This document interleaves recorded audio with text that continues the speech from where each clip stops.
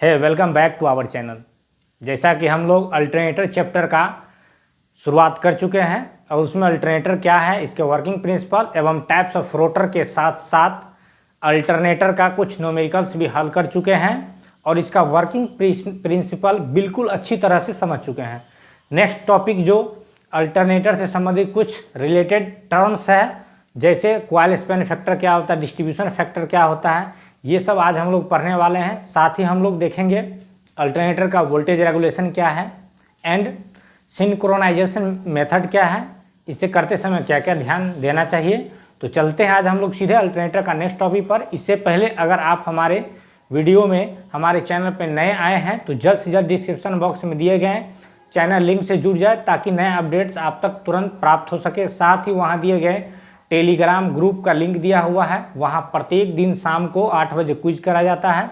वहाँ आप क्विज में भाग ले सकते हैं और अपनी तैयारी को बेहतर बना सकते हैं। साथ ही किसी भी तरह का ऑडियो वीडियो एवं PDF मटेरियल प्राप्त करने के लिए उस टेलीग्राम चैनल ग्रुप से जुड़े रहें, आपको वहाँ से मिलता रहेगा। तो चलते हैं सीधे हम लोग आज का जो अल्टरनेटर का नेक्स्ट टॉपिक है उस पर, और हम लोग देखते हैं अगला टॉपिक क्या है, उसको पढ़ते हैं। तो नेक्स्ट हम लोग को पढ़ना जो है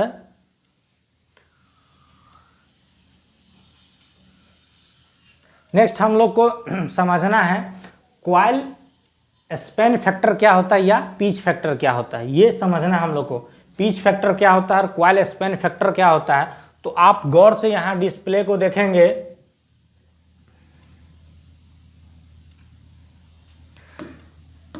यहां पर आपको हम कॉइल स्पैन फैक्टर या पिच फैक्टर को समझने के लिए कुछ टर्म का डिस्क्राइब करेंगे। कुछ टर्म यहां पर लिखा हुआ उसको डिस्क्राइब करके समझाएंगे। आप गौर करिएगा तो आसानी से समझ सकते हैं। सबसे पहला यहां पे टर्म जो पहला है सेंटेंस क्या कह रहा है, when a coil is having a span of 180 electrical degree it is called as a full pitch coil. कह रहा है ये जो हमारा कॉइल है ये क्या है, कॉइल है। इस कॉइल के ये दोनों क्या है, साइड है। Coil side number 1, coil side number 2। तो वही कह रहा है when a coil is having a span of 180 degree electrical. कह रहा है जब किसी कॉइल का दोनों साइड एक के बीच का दूरी 180 इलेक्ट्रिकल दूरी रखा जाए। स्पैन का मतलब बीच की दूरी। जब किसी कॉइल के दोनों साइड के बीच 180 डिग्री इलेक्ट्रिकल डिग्री का डिफरेंस रखा जाता है तब इस प्रकार के कॉइल को हम लोग क्या कहते हैं, फुल पिच कॉइल कहते हैं। आई होप आपको समझ में आ गया होगा।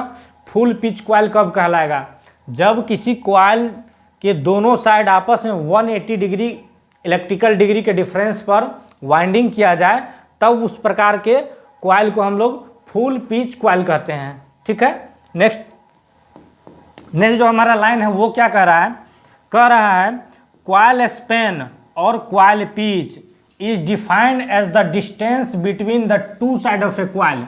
वही बात कर रहा है कि कॉइल स्पैन या कॉइल पिच दोनों कॉइल के साइड के बीच की दूरी को कहा जाता है। ठीक है, दोनों कॉइल साइड के बीच की दूरी को हम लोग कॉइल स्पैन कहते हैं या कॉइल पिच भी कहते हैं। ठीक है।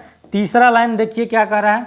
तीसरा लाइन कह रहा है pole pitch is defined as the angular distance between the centre line of one pole to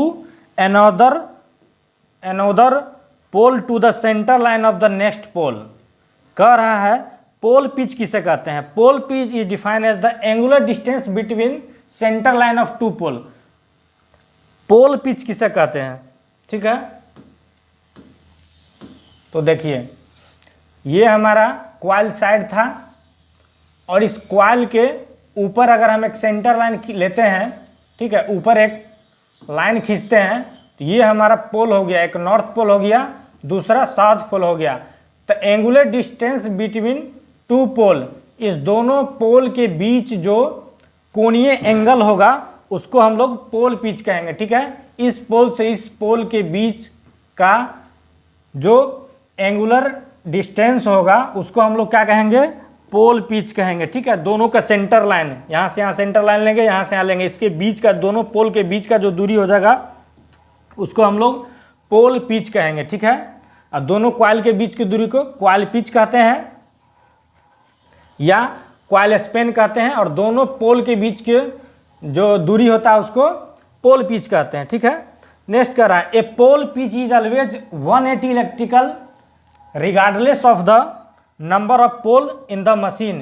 किसी भी मशीन में जो पोल के बीच का दूरी होगा वो 180 डिग्री से स्वतंत्र होता है, मतलब मैक्सिमम डिस्टेंस दोनों के बीच जो रखा जाएगा 180 इलेक्ट्रिकल डिग्री रखा जाएगा, या इससे कम भी हो सकता है, ठीक है। 180 डिग्री से मुक्त होगा, कोई ज़रूरी नहीं कि हमेशा 180 डिग्री ही होगा, ठीक है।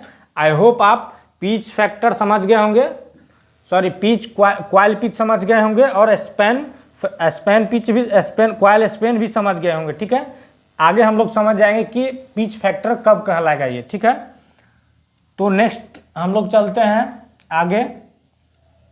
इसका जो अगला लाइन है देखिए क्या कर रहा है।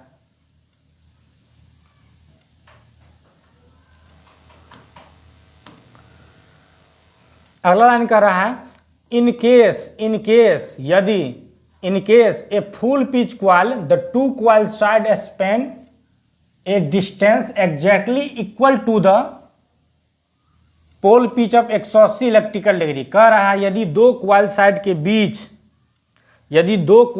के बीच की दूरी एग्जैक्ट 180 इलेक्ट्रिकल डिग्री हो जाता है, तब क्या होगा, consequently the voltage generated in a full pitch coil, तब फुल पिच कॉइल में जो जनरेटेड वोल्टेज होगा that the coil side voltage are in phase, तब फुल पिच कॉइल में जो वोल्टेज जनरेट होगा वो क्या होगा, इन फेज होगा, ठीक है। एग्जैक्ट जब दोनों कॉइल साइड के बीच एग्जैक्ट 180 डिग्री का डिस्टेंस रखा जाएगा, तब इस कॉइल साइड के बीच जो जनरेटेड वोल्टेज होगा वो क्या होगा, इन फेज होगा। मतलब इसमें इन फेज का मतलब करंट और वोल्टेज साथ साथ चलेगा, ठीक है, इन फेज हो जाएगा, ठीक है। वैसा कंडीशन में EC बराबर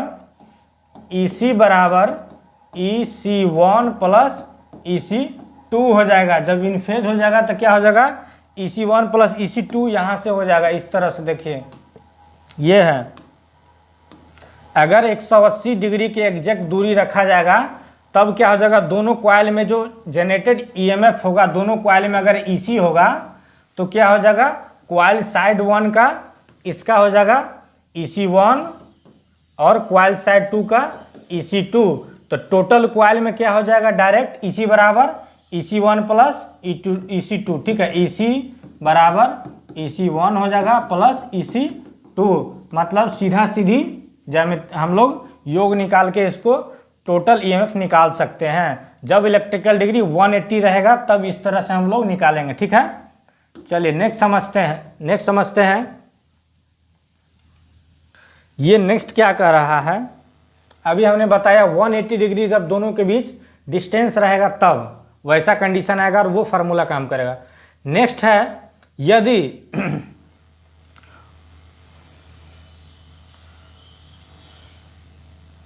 कह रहा है कि when the coil is having A Spain less than 180 electrical degree, कह रहा है यदि दोनों कॉइल के बीच की दूरी 180 डिग्री से कम अगर रखा जाता है तब क्या होगा, it is known as a short pitch coil और फ्रैक्शनल पिच कॉइल। जब दोनों कॉइल साइड के बीच का दूरी 180 इलेक्ट्रिकल डिग्री से कम रखा जाता है तब उसे हम क्या कहेंगे, शॉर्ट पिच कॉइल, ठीक है। शॉर्ट पिच कॉइल या फ्रैक्शनल पिच कॉइल भी कहा जाता है, समझ में आ गया, जब 180 डिग्री से कम रखा जाएगा। और इस तरह से क्या होगा, the fractional pitch coil is also known as chorded coil. Fractional pitch coil भी बोल सकते हैं या उसी को हम लोग कॉर्डेड कॉइल भी कहते हैं, ठीक है, chorded coil. A stator winding using fractional pitch coil is called as chorded winding.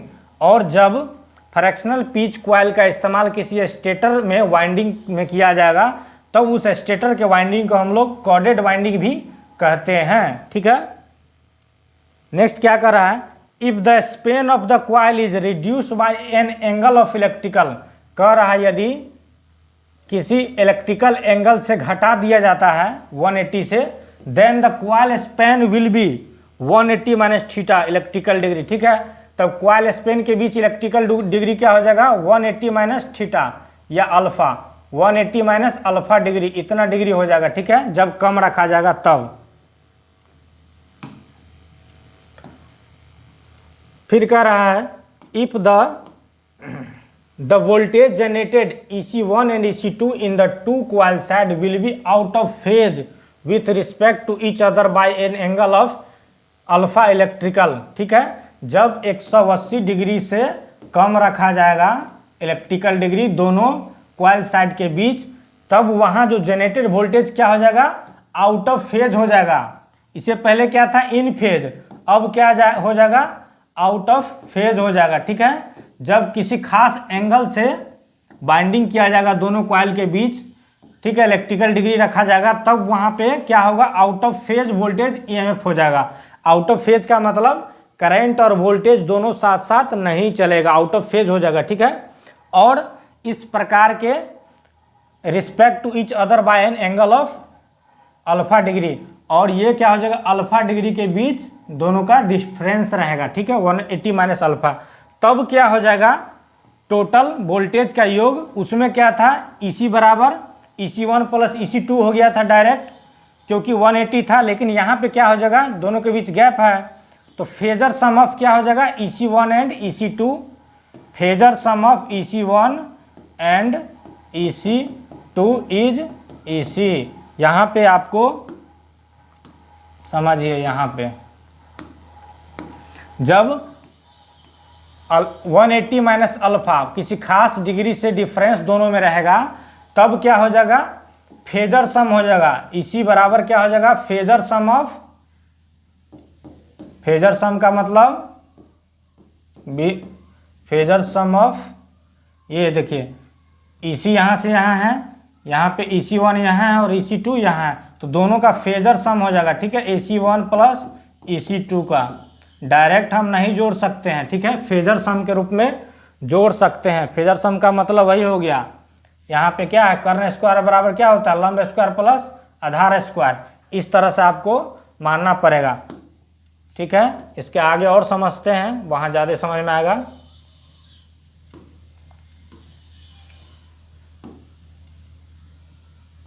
अब देखिए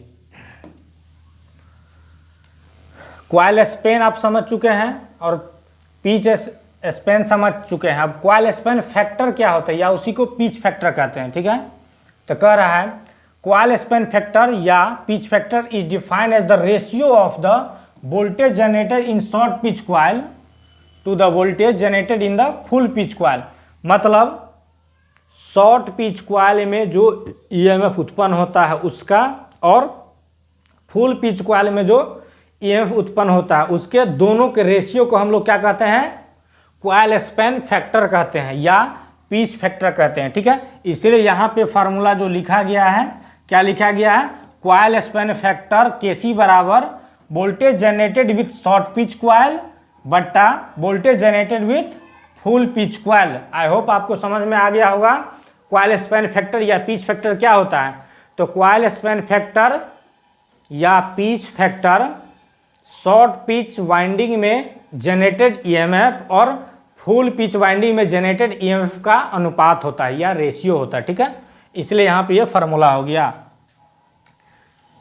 तो सीधा सीधी ये हो जाएगा जब 180 रहेगा तो, ठीक है 180 डिग्री था तो ये, लेकिन जब किसी खास एंगल के थ्रू रहेगा तब कौन क्या करेंगे, तो उसके लिए देखिए बताया कि फेजर सम होता है, मतलब डायरेक्ट योग नहीं कर सकते हैं, फेजर के रूप में जोड़ना पड़ेगा। तब वहाँ पे क्या हो जाएगा KC बराबर क्वाइल स्पेन फैक्टर बराबर phasor sum of voltage of two coil side. ठीक है, phasor sum of voltage of two coil side बट्टा arithmetic sum of voltage of two coil side. इसको ऐसे समझिए,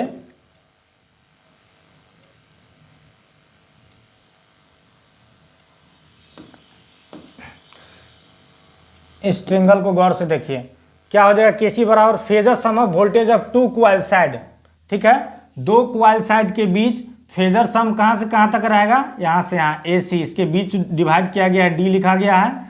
फेजर सम ये हो जाएगा दो क्वाइल साइड का A से लेके C तक, ठीक है। तो AC लिख दिया बट्टा AB,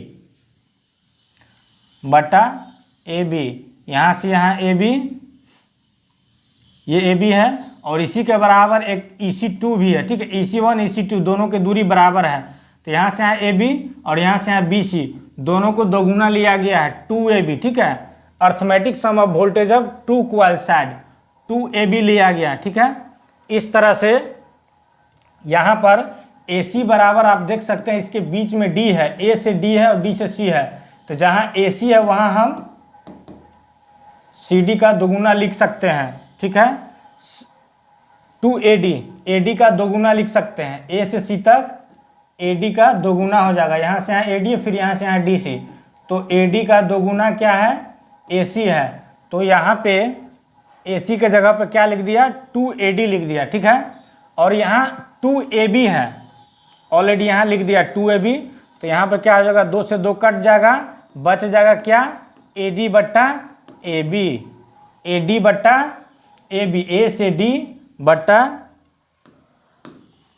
देखिए A से D बट्टा A से B, और इसके बीच कोई खास एंगल है तो ये दोनों क्या है, और यहाँ पे लंब डाला हुआ है तो समकोण त्रिभुज हो गया, ठीक है। तो cos थीटा हो जाएगा P बट्टा B, इसका बेस ये है और ये P है, P बट्टा B यहाँ पे काम करेगा, P बट्टा B cos थीटा बराबर P बट्टा B, तो यहाँ से देखिए AD है बट्टा AB है, ठीक है, cos थीटा P बट्टा B, तो यहाँ पे सीधे क्या हो जाएगा, और इस दोनों के बीच जो एंगल है cos थीटा का, यहाँ से यहाँ अल्फा है और इसका हाफ है अल्फा बट्टा 2, ठीक है। तो सीधे हो जाएगा क्या हो जाएगा, ये दोनों कटेगा तो cos बराबर अल्फा बट्टा 2। इस तरह से ये जो फार्मूला प्राप्त हुआ क्वाइल स्पैन फैक्टर का फार्मूला प्राप्त हुआ। Coil span factor full pitch coil के लिए क्या हो जाएगा cos अल्फा बट्टा 2, ये फार्मूला प्राप्त होता है, ठीक है। फुल पिच वाइंडिंग के लिए क्वाइल स्पैन फैक्टर का मान cos अल्फा बट्टा 2 होता है। इस तरह से हमेशा याद रखना है, अल्फा बराबर जब 0 होगा तो cos अल्फा बराबर 1 हो जाएगा और क्वाइल स्पैन फैक्टर का मान 1 हो जाएगा। इस तरह से आपको याद रखना है, फुल पिच क्वाइल में कभी भी क्वाइल स्पैन फैक्टर का अधिकतम मान इकाई होता है, ठीक है। फुल पिच क्वाइल में कभी भी क्वाइल स्पैन फैक्टर का अधिकतम मान कितना हो जाएगा, 1 हो जाएगा। अधिकतम मान क्वाइल स्पैन फैक्टर का अधिकतम मान 1 हो जाएगा। और शॉर्ट पिच क्वाइल में कभी भी क्वाइल स्पैन फैक्टर 1 से कम रहेगा, ठीक है। फुल पिच क्वाइल में क्वाइल स्पैन फैक्टर का अधिकतम मान 1 हो जाएगा और शॉर्ट पिच क्वाइल में क्वाइल स्पैन फैक्टर कभी भी 1 से कम रहेगा। आई होप आप क्वाइल स्पैन फैक्टर समझ गए होंगे। तो नेक्स्ट हम लोग देखते हैं डिस्ट्रीब्यूशन फैक्टर। नेक्स्ट हम लोग देखते हैं pitch winding and distribution factor क्या होता है। Pitch winding and distribution factor क्या होता है। यहां पे एक फॉर्मूला आपको याद रखना है, ये बहुत इंटरनली समझना पड़ेगा तब पता चलेगा कहाँ से आया है, उतना हम लोग को समझना नहीं है। सीधे आपको ये फार्मूला ध्यान रखना है डिस्ट्रीब्यूशन फैक्टर का, KD बराबर साइन KD बराबर साइन TM बीटा बट्टा 2 बट्टा M साइन T बीटा बट्टा 2, ठीक है। ये डिस्ट्रीब्यूशन फैक्टर का फार्मूला आपको याद रखना है। तब वाइंडिंग फैक्टर बराबर क्या होता है, KW, ठीक है। W से वाइंडिंग फैक्टर बराबर होता है KP इंटू KD, मतलब डिस्ट्रीब्यूशन फैक्टर बट्टा क्वाइल पिच फैक्टर, ठीक है। क्वाइल पिच फैक्टर बट्टा डिस्ट्रीब्यूशन फैक्टर, वाइंडिंग पिच बराबर होता है। तो यहाँ से जब हम निकालेंगे वाइंडिंग फैक्टर बराबर KW बराबर क्या हो जाएगा, तो अभी हमने पिच फैक्टर का मान क्या प्राप्त किया है, Kp बराबर क्या प्राप्त किया है, कॉस अल्फा बट्टा 2 जो कि यहाँ लिखा हुआ है, और इसको गुना कर देंगे डिस्ट्रीब्यूशन फैक्टर से इस फार्मूला से, तो कॉस अल्फा बट्टा 2 इंटू साइन एम बीटा बट्टा 2 बट्टा एम साइन बीटा बट्टा 2। इस तरह से वाइंडिंग पिच का ये फार्मूला हो जाएगा, ठीक है, या वाइंडिंग पिच का ये फार्मूला हो जाएगा। और हमेशा याद रखना है इसका मान हमेशा इकाई से कम होता है, ठीक है, वाइंडिंग पिच का मान हमेशा इकाई से क्या हो जाएगा, कम हो जाएगा। वाइंडिंग पिच का मान हमेशा इकाई से कम हो जाएगा, ठीक है। आई होप आप समझ गए होंगे डिस्ट्रीब्यूशन फैक्टर क्या होता है और बाइंडिंग पिच क्या होता है।